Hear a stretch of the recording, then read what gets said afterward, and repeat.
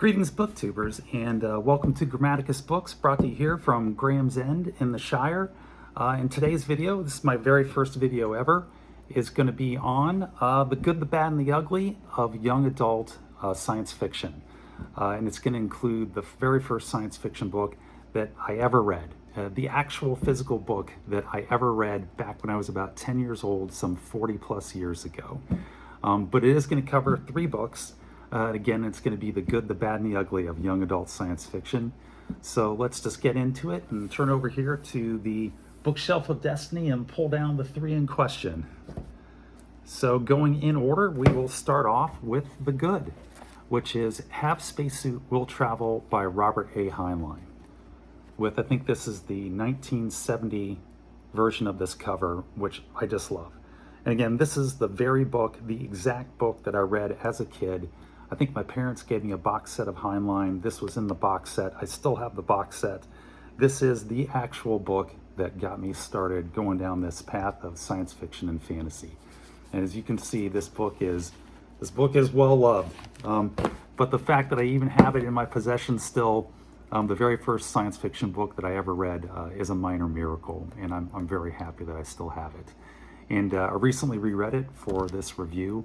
It's a very good book. That's why I have it under the good. Heinlein knows what he's doing when he's writing young adult science fiction. This is the 1970 version of the original edition, which I think came out in 1954 in hardcover. And this is with the cover here, which is by Steel Savage. And that cover really just sucked me in. The title, Have Spacesuit Will Travel.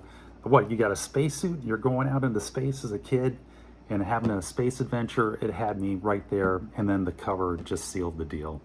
You've got the main character, Kip, here, who's a young adult coming of age. This is really a coming of age story, separating out from the parents and moving out on your own and just becoming an adult. And then you've got these five characters who are the green heads in there from the story. You've got the mother thing right here. You've got a Roman soldier who Heinlein writes really well. In fact, I think he writes this Roman soldier better than a lot of historical novelists write their Roman soldiers when they try to go back and get in the heads of them. I really think Heinlein did just a fantastic job getting in there. Then you got a Neanderthal Cro-Magnon man there, two evil guys, and then you've got the evil little bug-eyed alien that Heinlein puts into the book there. The adaptation, the artistic adaptation, doesn't quite match the description of Heinlein in the book, but it's good enough. It gets the point across, and I just love this cover. So what about the book did I like? It's written very well. It's a solid coming-of-age book. It has a character who has an arc and a plot arc that runs through it, and there's just a ton of adventure in it. He wins the spacesuit by writing for a soap advertisement, mail-in soap advertisement to a soap company. And he's trying to win a trip to the moon because he wants to go to the moon as a kid. Instead, he gets third place and he gets shipped this beat-up spacesuit in a crate that he's got then to take apart, and he's got to fix the suit, get it up into working order, and learn how to operate it and improve it. And a significant section of the book is actually dedicated to him taking this spacesuit and just figuring it out. And I love that part of the book. It's him, being a man, coming from a boy to a man, taking responsibilities and getting the suit up and running and everything fixed on it, and then figuring out how he's going to operate this thing on Earth so that when he does get to space, that he knows what he's doing. And it just shows some responsibility and a sort of a mindset that a lot of times seems to be lacking in modern science fiction. And I did appreciate that from Heinlein. And the spacesuit itself actually becomes a character in the book. It becomes a main character that it gets referenced to, and he has conversations with his spacesuit throughout the book, which I just found kind of charming. The plot, there's a lot that happens in the plot. He winds up getting abducted by aliens. It's literally an alien abduction story that then kicks into all these adventures that he has, and there's some really pretty heavy bad guys. Heinlein, even though this is a young adult science fiction novel, Heinlein wasn't shy about steering it into very difficult and adult conversations, and I think I'll bring up one of those here in a minute. But there's a lot of really good adventures that happen. He travels across the universe in his spacesuit and then eventually makes it back and has the hero's homecoming back.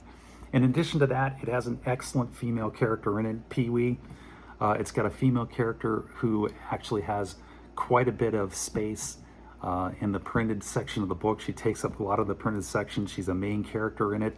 For 1954 to have a female with this amount of agency and with this amount of drive and really just the heroine aspect to her is very unusual and speaks volumes to Heinlein and his credit as a writer with this book.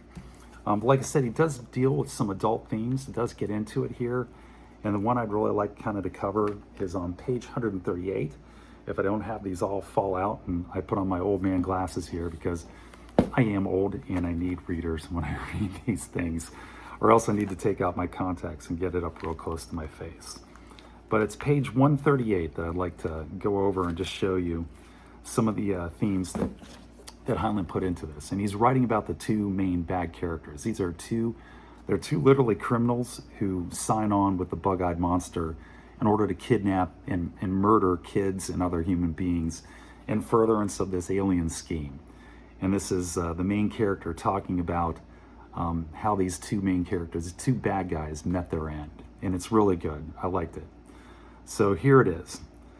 Tim didn't have anything else to recommend him. He was coldly vicious as a guillotine. But Tim and Jock, these are the bad guys, had some slight awareness of right and wrong. Or he wouldn't have tried to justify himself. You might say he was just weak. But I don't hold with the idea that to understand all is to forgive all. You follow that, and the first thing you know, you're sentimental over murderers and rapists and kidnappers, and you're forgetting their victims. That's wrong. I'll weep over the likes of Pee-wee, not over criminals whose victims they are. I miss Jock's talk, but if there was some way to drown such creatures at birth, I'd take my turn as executioner.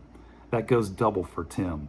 If they ended up as soup for hobgoblins, I couldn't honestly be sorry, even though it might be my turn to be soup tomorrow. As soup, they probably had their finest hour. I just love that whole passage. You might not agree with it, and I understand if you don't agree with the sentiment of it.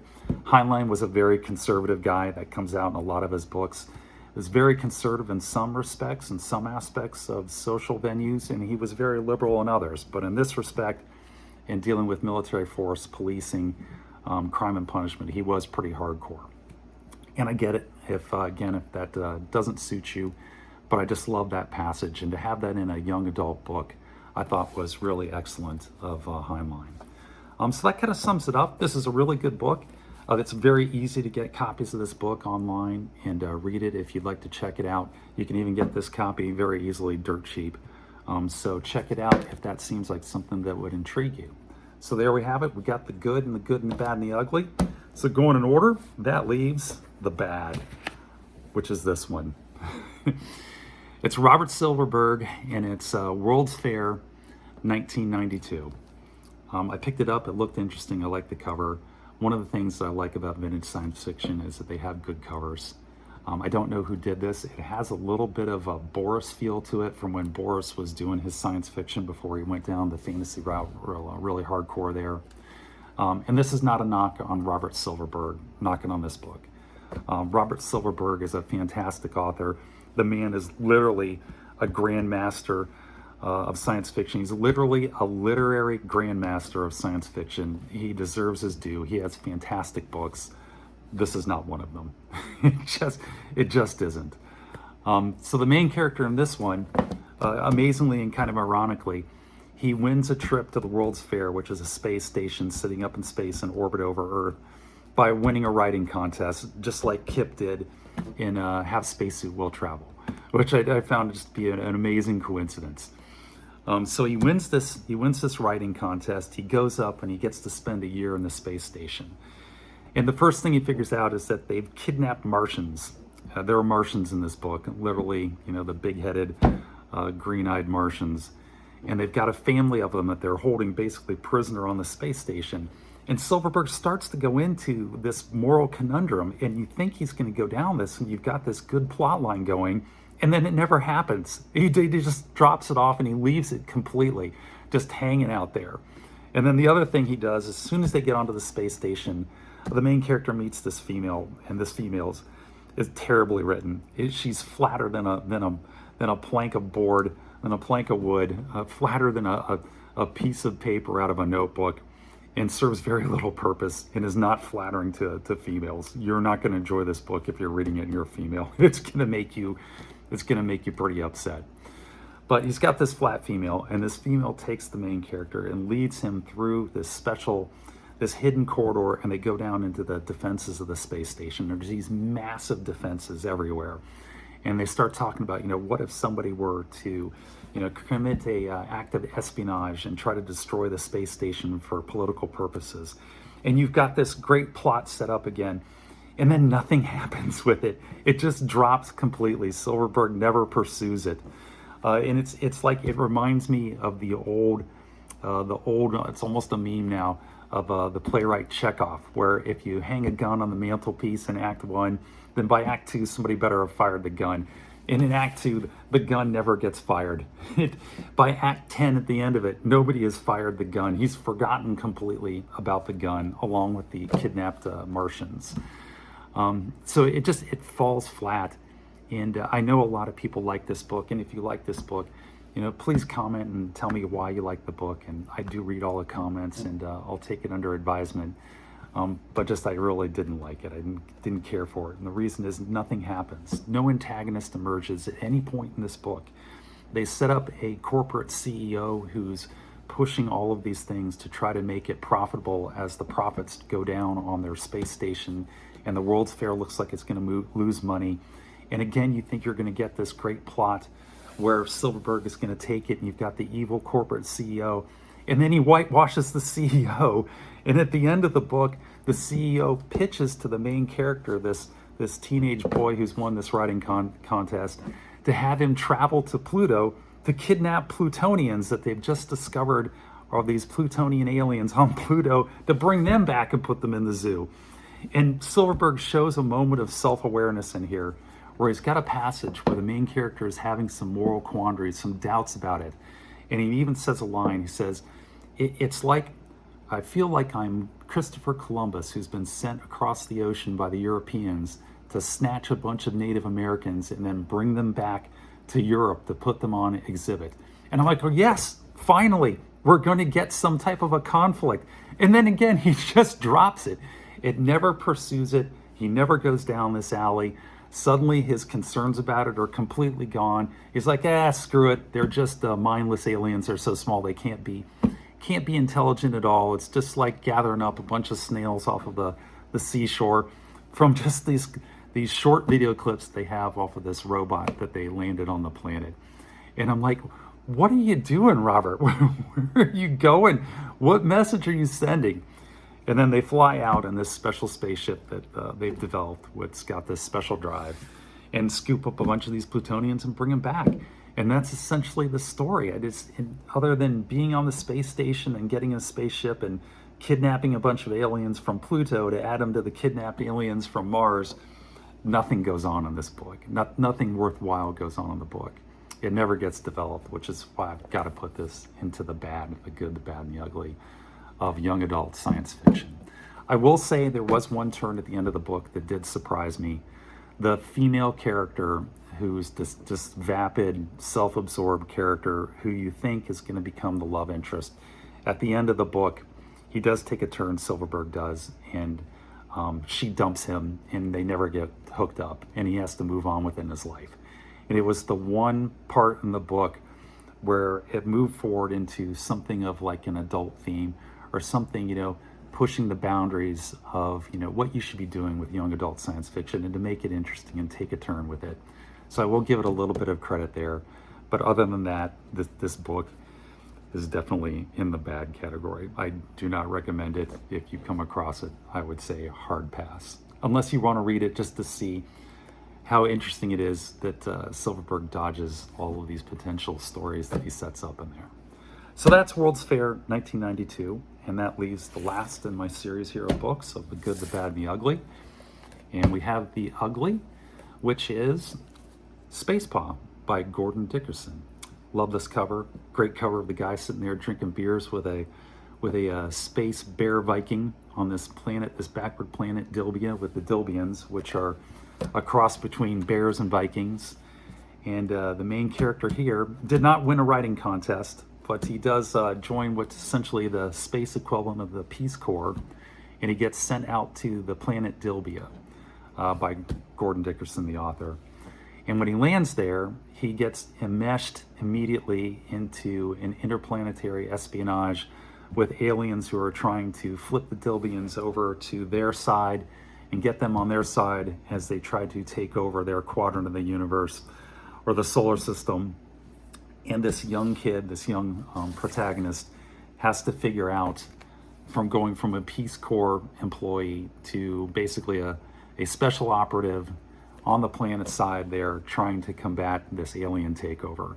And it's fun. You've got space Vikings, you've got aliens, you've got fights.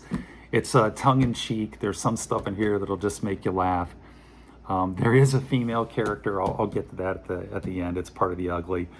But there's nothing extraordinary in here. It's pretty much just general, almost Pulp Fiction style science fiction for a young adult. But it is fun. So that's why I put it into, excuse me, the ugly category. It's a good, entertaining book, but it doesn't push any boundaries in any stretch. And in fact, the point of that is the female character in here, if it's even humanly possible, is more vapid and flatter as a character than the main character, the female character in Robert Silverberg's 1992. And that's hard to do. Trust me, that's not an easy task. But Dickerson, Gordon R. Dickerson manages it in this book here. The female character is strictly window dressing and not very good window dressing at that. But it is a fun book. If you're looking for just a fun adventure sort of diversionary read, this is the book for you right here. It won't disappoint. And that's it. That is The Good, the Bad, and the Ugly, and the first science fiction book that I ever read as a kid, the actual physical first book that I ever read. I'd like to share that with you. And this is my first video, so I thought it was appropriate to pull out the first book ever. But my water heater just kicked on over here, and it's very noisy, so I think that's saying it's time to wrap this up. So until next time, take care, be safe, and hopefully I will catch you all and see you in the future.